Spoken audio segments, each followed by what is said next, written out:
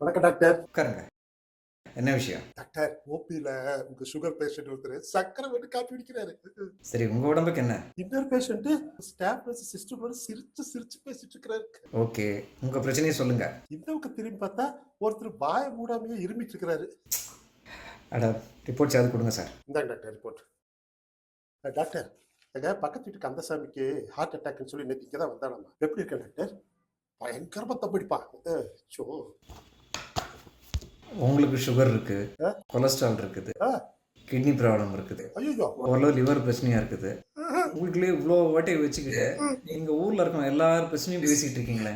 நீங்கள் என்ன இசைவாணிக்கு சொந்தமா? கிளினிக் வந்தீங்களா? உங்கள் பிரச்சனையை சொன்னீங்களா? அதுக்கு வைத்தியம் பார்த்துக்கிட்டீங்களா? போனீங்களான்னு இருக்கணும். அதுதான் உங்களுக்கும் நல்லது, மற்றவங்களுக்கும் நல்லது. புரியுதுங்களா?